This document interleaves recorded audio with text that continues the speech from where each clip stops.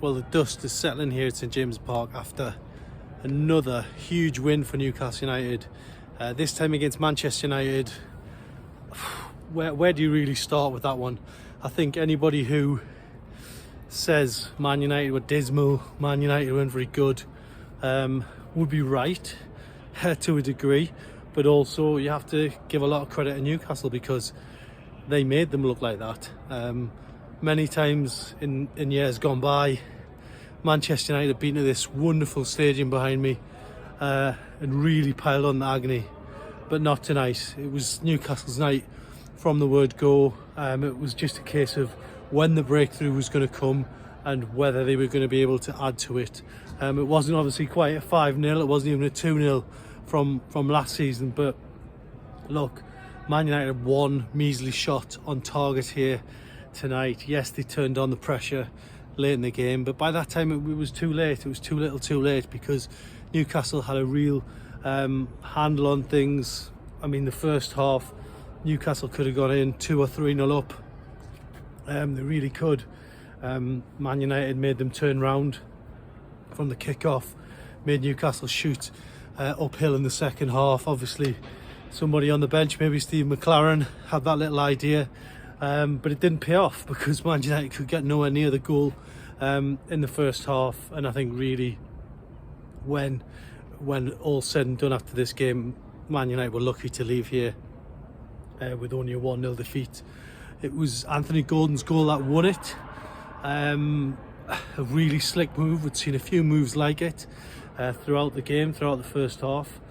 Bruno Guimaraes playing in Trippier down that side, and he just crosses the ball into the middle, and you know, there's Gordon again. That man, he's absolutely on fire. He's a real candidate for player of the season in Newcastle.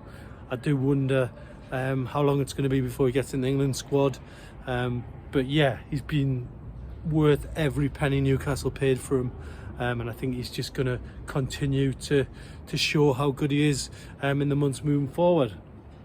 Now, the downside of tonight's game for Newcastle was Nick Pope, picking up that injury at the Gallagher end there behind me.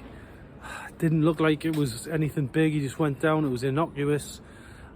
He's dislocated his shoulder. He's currently getting assessed whether he needs to have surgery or not. We'll have to wait and see. But look, this is just another blow. I mean, it's crazy, wherever Eddie Howe sort of turns his head at the minute, he gets hit with another kind of fist. I've never seen injuries like this at Newcastle. You could go back to 2006, 2007 under Glenn Roeder. It was difficult enough then, but this is just something else. This is even beyond that. Eddie Howe somehow making the team dig deep and pull out performances like they did again tonight. So yeah, it was another hammer blow. I guess it's great when you've got a goalkeeper like Martin Dubravka who can coolly come on and take the sting out of the game like he did. And Newcastle got a top-class keeper they can rely on if Pope is going to be out for some time. But ultimately, it's another injury on a season where Newcastle just can't stop sustaining problems, and the treatment room must be fit to bursting now. But look, they move on from this. It's another big win.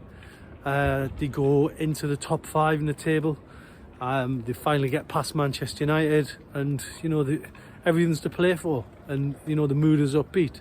But tonight, I think Eddie Howe paying tribute to his players just for putting up the fight, continuing to impress after a tough week when they've beaten Paris and got a point in the Champions League.